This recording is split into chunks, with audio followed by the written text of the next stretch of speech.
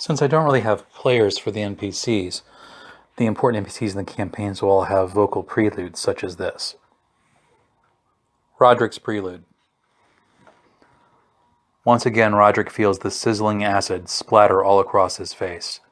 The skin that was once under his beard and upon his chin sloughs away and drips down his neck. The acid exposes his jawbone and teeth. It singes his tongue and eats away, hungrily down its throat. His screaming is something that causes his captors to laugh in order to hide their own disgust at what they have just done. Quel malheur, Sane mocks. He prances about the horrific scene with glee. He leans in to see the blistering and bubbling flesh pop. I would have thought that you would have valued your son's singing voice. You bastard, Yorlin cries. My mother's licentiousness is not the issue here, monsieur, Sane replies. Your tardiness in paying me is. This is, 3 months now, and you are past due. And yet I look and see that your walls are lined with potions and reagents. The market has been slow, Yorlin tries to explain. With the rumors of a siege, the captors pour more of the caustic liquid over Rodric's face. This time they have chosen to eat away at his right cheek. I have not been able to get enough business. Please, Yorlin pleads. Sane brushes aside his bangs with a flick of his hand. He is bored. His men are concerned because when Sane gets bored, he gets creative. Finally, the thug says to Yorlin, Well, I am in a generous mood today. I give you 3 days. If the gold you owe me is not in my pocket by then, we will return to see that you will be paying for a funeral for the boy. Yorlin nods and grovels at the man's feet. His long white beard becomes smeared with dust. Sane revels in the display. He lifts the old dwarf's chin with his boot. So much for the valor of the dwarves, he purrs. He snaps his fingers and his men let Rodric go. With a cold pragmatism, Rodric rises from the floor and shoves his way to a barrel full of base matter that his father uses to neutralize acids. The human gangsters walk out of the shop, laughing about what kind of tunes Rodric should not be able to sing. As the taller folk leave his father's shop, Rodric feels his father's aged hands upon his shoulders. Forgive me, my son, his father pleads. Rodric does not look at his father. He realizes that the sight of his injuries will only cause his father more grief and unnecessary guilt. Of the two of them, his father was the romantic, and he, Rodric, was the pragmatist. This is ironic, considering that Rodric was the bard of the family. While his brothers trained at smithing and memorized chemical compositions, he was practicing on fretboards and memorizing ballads. His dwarven family had indulged him, for they had been amazed at what Atea had given them and their youngest son. His voice was mellow and inspiring, and his nature was gentle and kind. Now Rodric pats his father's hands. He knows they do not have the money for the expensive healing magics the church would exact to repair the damage that the very cheap yet effective acid has wrought upon his throat. It is not his father's fault that business has been so bad that they have to worry about the rent, much less paying back the South Fists. It's not his father's fault that his brothers are away in the service of the king. It is not his father's fault that the age and sickness that has robbed him of his strength. It simply is. Rodric looks up to where his lute sits upon its stand. He will need bandages and salves. He will need time to heal, and that means days on his back and not working to aid his father. He croaks. You will not need to feel guilty about this, father. His voice sounds like a wound sucking air rather than the instrument it had once been. It is now lost and gone forever. He allows himself one small moment to inwardly grieve. Then he snatches up the lute to pawn it for medicine, because Rodric is a pragmatist. With a little luck, there will be some left over for a weapon, because since Rodric is a pragmatist and a dwarf, he knows there is no way his father can sell enough potions to make up for the loss. Other solutions must be indulged. He looks at where the shop used to sit. It is a tinker's stall now. His father and brothers are long gone to the halls of the Celestials, and anyone that would have recognized the boy from long ago has either moved on in this world or to the next. From behind the black steel mask, his dark eyes absorb how quickly the world forgets the scars that it causes mortals. The Quartier Sud, Southie as it's called by the natives, has never been gentle, but there was a time when it was loyal to its rules. Rodric shrugs, and the weight of his shield, now strapped across his back, is comforting. Hanging on his belt is the other comforting weight, the first thing he bought with the money from his loot. The blackened steel mace has seen many scrapes.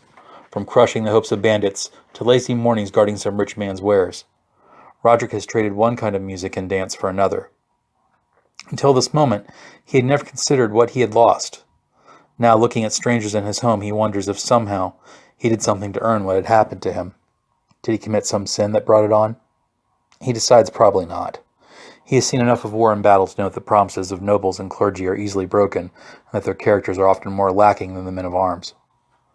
The Southies move about carrying cargo from ships on the river to shops in the city. Some do this by packing them on carts, but most do this atop their shoulders. Children work alongside their parents. In Southie, there's no such thing as a childhood. A few hawkers walk about the street, yelling out prices for wares or news of the city. The mood of the street is one of frightened children quaking under their blankets, hiding from the boogeyman. And Rodric doesn't blame them. It was only one night ago that a godly voice screamed a warning into the darkness. The people of Arrhome looked out into the night and they were terrified, for the moon was broken asunder, and now hung as a trail of stones in the sky. The stars were the wrong color and in the wrong arrangements. The gods had decided to play with the lives of mortals. It was something out of an old song. Few people knew what it was the voice had screamed. But Rodric knew the warning.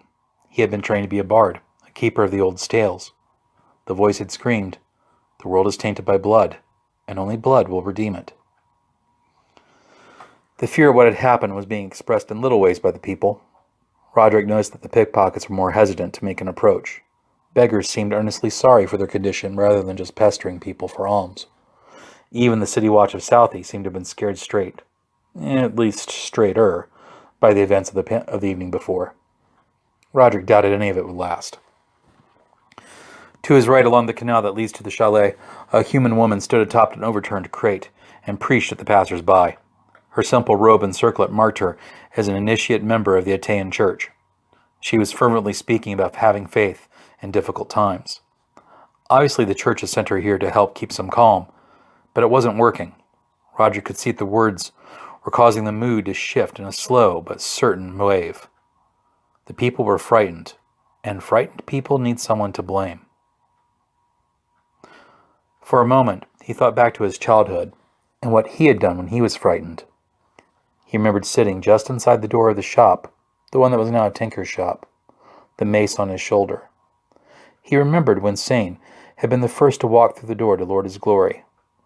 He remembered the sound of the knees cracking as they bent backward under the head of the weapon.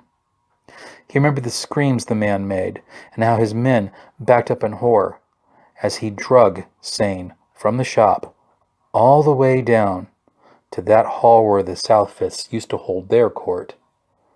But this was a time when Southie obeyed its rules. He hadn't done it to be cruel. He hadn't done it to be particularly vicious. He had done it to be sure that Sane would never again try to intimidate his father or his family, because Rodric is a pragmatist. Yet sometimes, Rodric was possessed.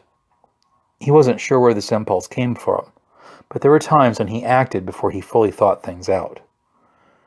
Today, before he realized what he was doing, he was walking through the street towards the preaching cleric. Her hair had escaped from its leather thongs, and occasionally she had to brush it out of her face as she spoke. It reminded Rodric of... He grimaced. It was best not to think about loves lost from things that he could not control. He continued forward, and most of the people had the good sense to get out of his way.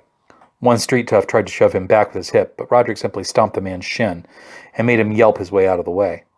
The man's friend moved his shoulder, indicating that he was about to punch the dwarf, but Rodric grabbed the man's groin in his armored fist. The man hissed in pain, bending over, and Rodric said in his ear, "The shorter they are, the closer they are to your jewels." Rodric warned this would-be attacker, and the man nodded fervently, scared by the pain and the gravelly sound of Rodric's voice. Rodric was now near the crate and its preacher, and as he neared, the crowd's mood had finally begun to show the signs of nastiness and rebellion. The preaching cleric appealed to them with, "I know you are frightened. I am frightened as well. We do not yet know why it is that Atea has allowed this to come to pass. It may be a punishment for sins we have committed, or may be a test of faith, but..." An angry voice cut her off. "We have committed plenty of sins before, and the goddess ain't given a fart. Just ask them whores over in Chalet.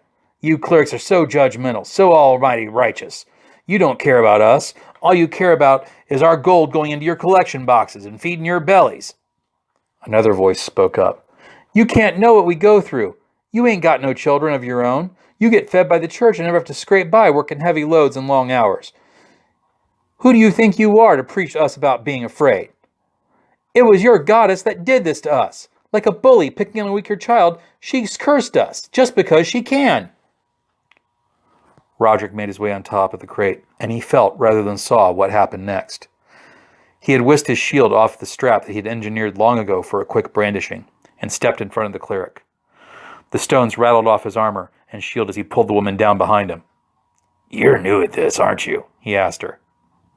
I've been giving sermons for 3 years now, she protested. Yeah, I got no doubts you are good at talking to congregants. But those people out there aren't congregants. They're people. Frightened, violent, bigoted, and honestly, most of them criminal people, Rodric hissed. Oh, and what do you recommend? The cleric asked him hotly.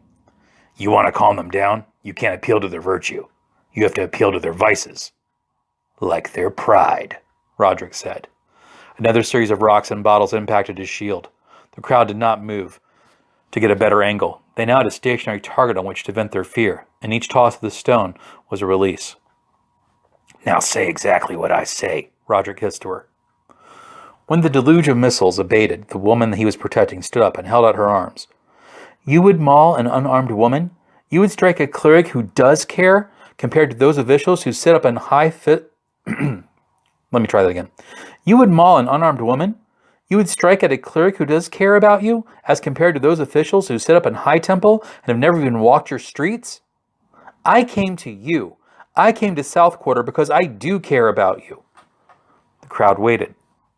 Now they were passing a judgment, and the trial was going to be a quick one. I told you the truth. I am scared, and I know you're scared, and I know that they won't admit that the matriarchs and the patriarchs of our church are scared. They are even more frightened than we are. Their first instinct, as always, is to blame the wizards.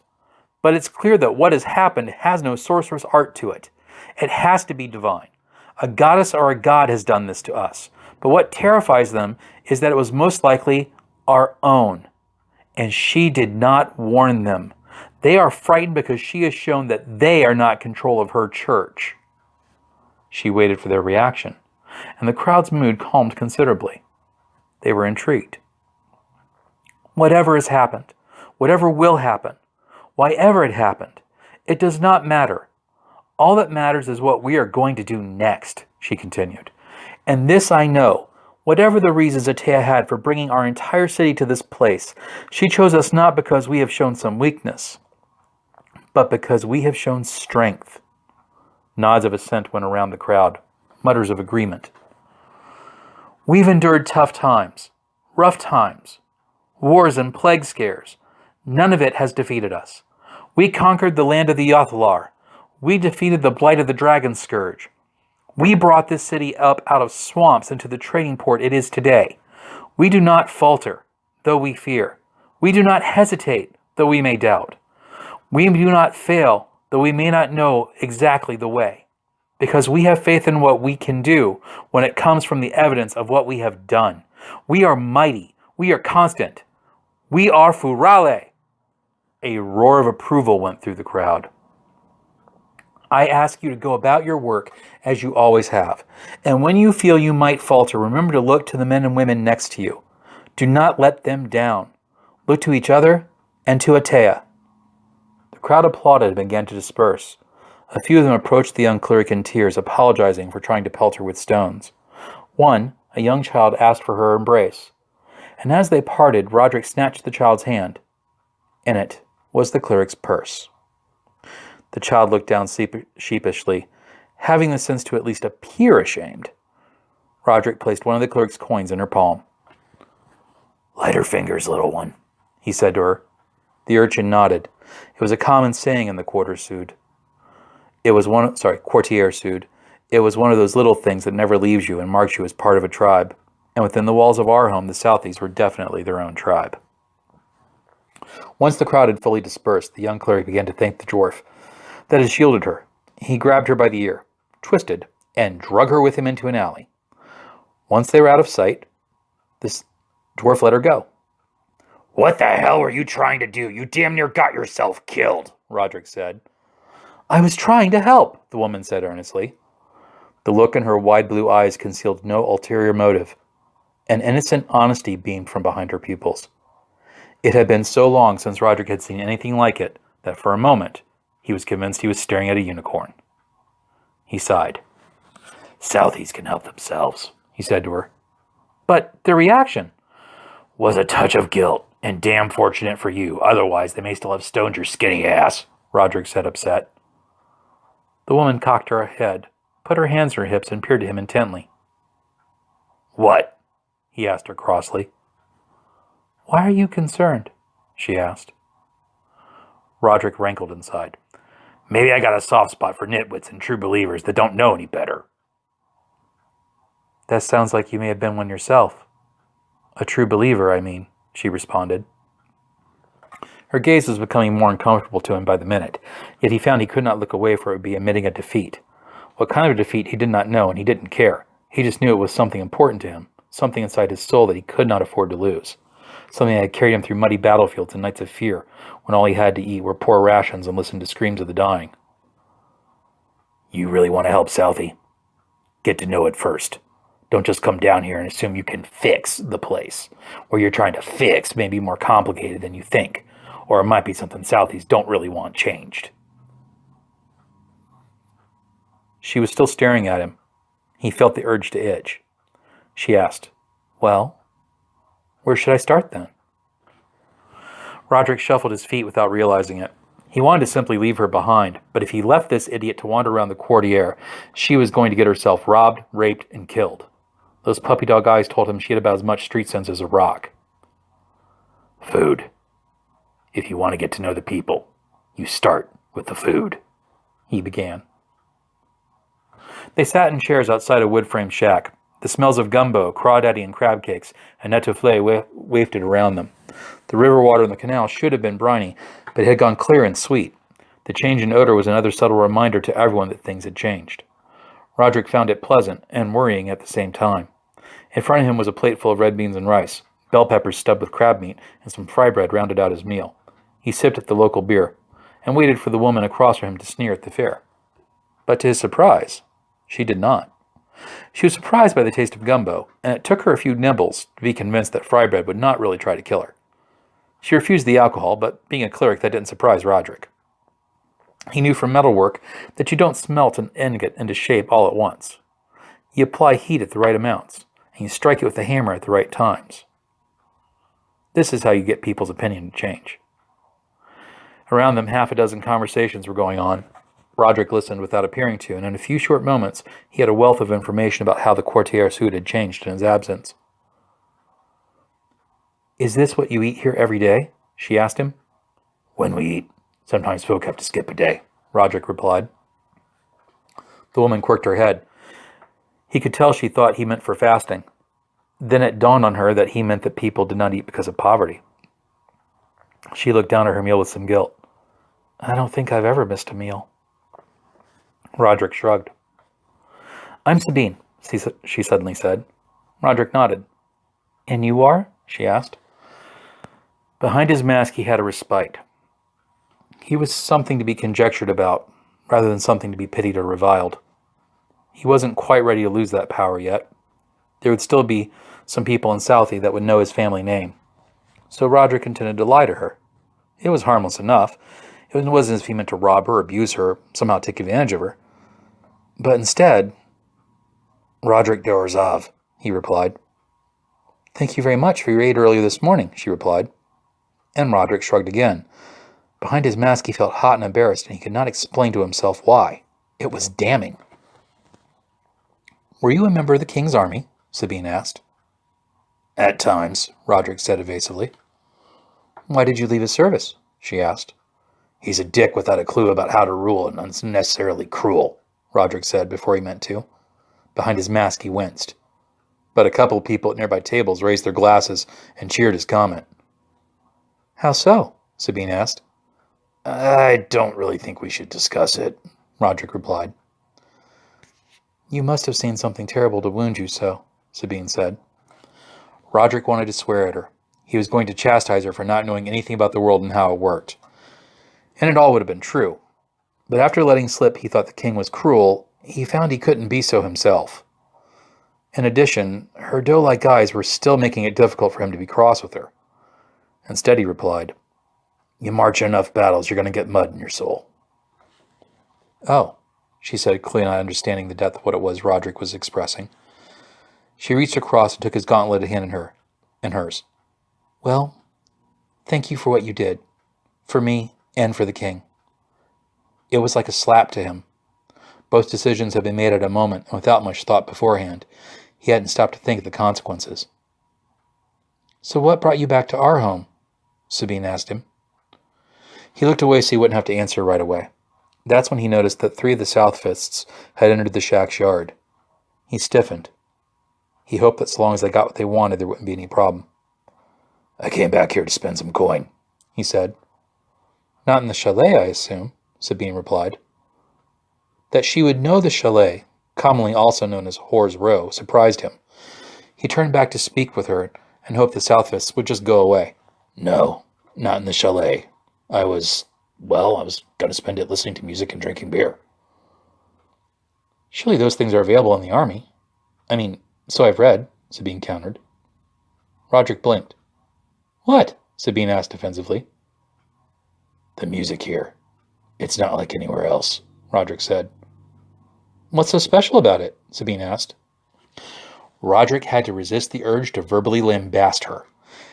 After he calmed down, he realized that she simply, and honestly, did not know any better. Astounded, he asked, "Sabine, what kind of music have you heard?" "Well, the choir, soloist, and the occasional violinist or harpist playing a hymn to Atea. Why?" she replied. "So, all you've ever heard has been the rigid music of a church?"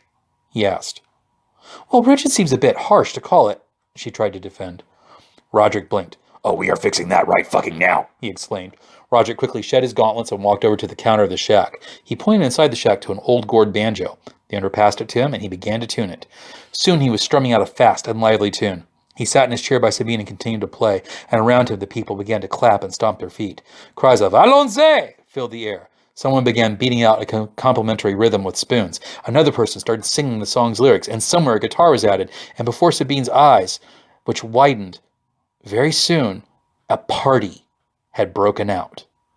A woman approached them wearing some kind of metal sheet that was also a musical instrument, and she cuddled up to Rodric and began to rake out sounds that Sabine didn't think could come from the instrument.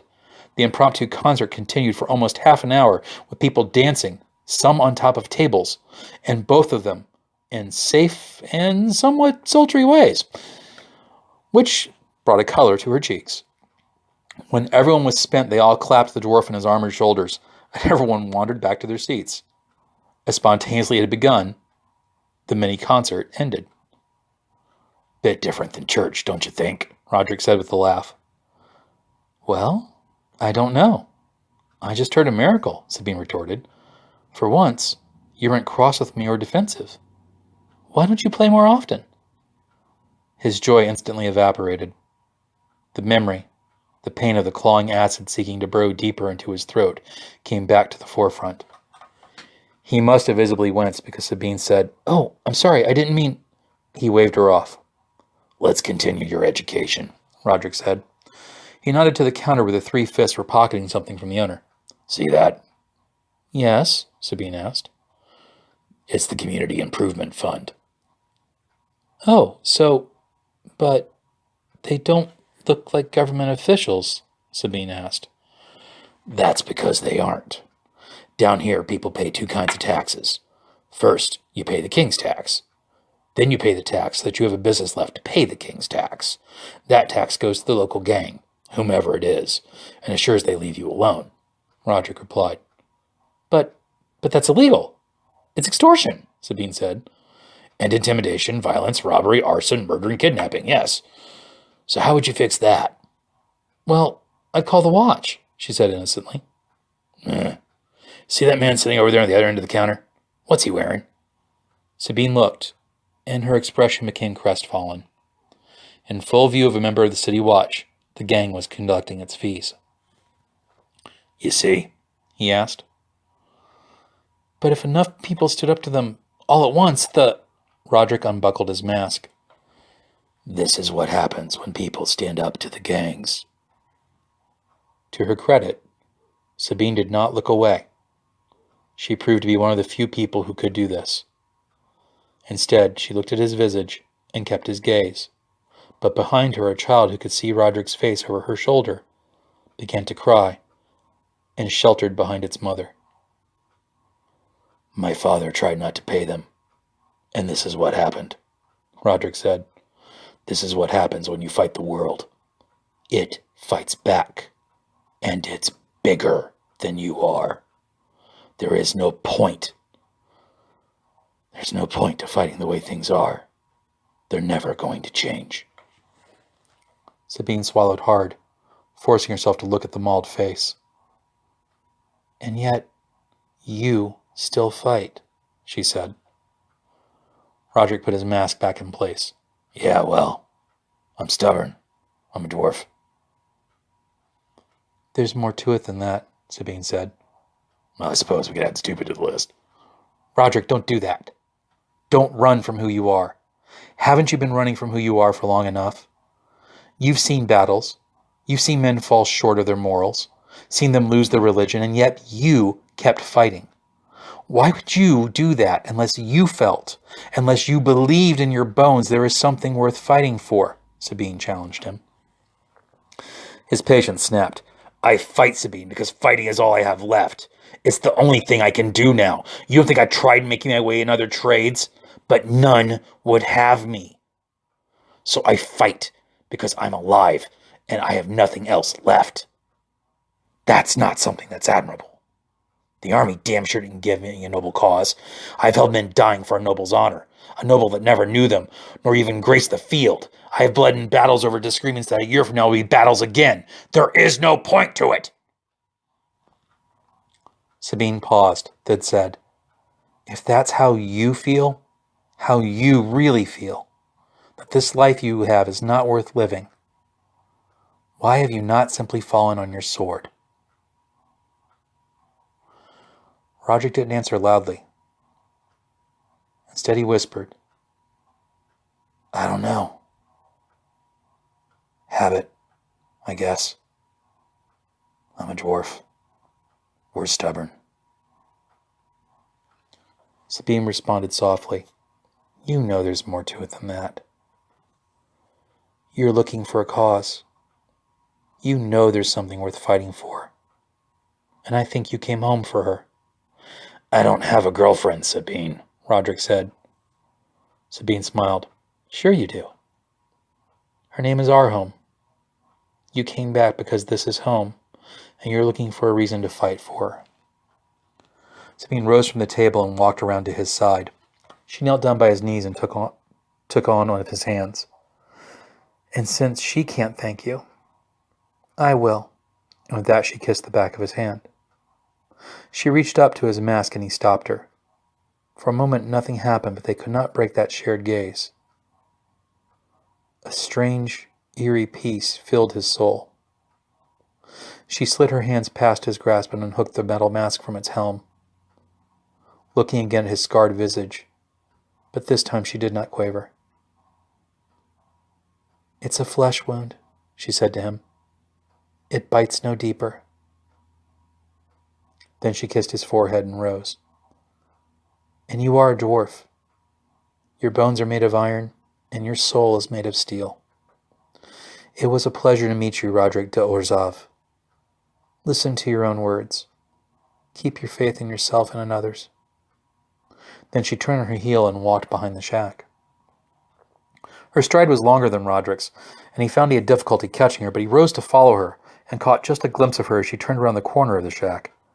He turned the corner himself, expecting to see her, only to see a long alley, with nothing to hide behind, and it was empty of Sabine's presence. Not trusting himself, or assuming there might be some sorcerer's trick, he checked the walls and the ground, but there were no hidden doors or trap doors, nor was there any smell of sorcery in the air. He considered that it could be some kind of spell he didn't know, but he had seen some of the army scouts use invisibility potions, yet these too had a distinct odor from the components used in their distillation. And he doubted that he could be ensorcelled. Dwarves are very resistant to that sort of thing. What had he encountered? The mask he wore was heavy in his hand, and he asked himself if he believed that the cleric, if she was a cleric, had spoken words that he could trust. A part of him wanted to believe in goodness, just as Sabine appeared to. A part of him wanted to believe that this meeting was fate and not just something random. If she were right, he could just walk down the street and let the sun reveal who he was. Let everyone see his face. But he could not forget that crying child hiding behind its mother. He placed the mask again on his face. He wanted to believe in the goodness of others, but Rodric was practical.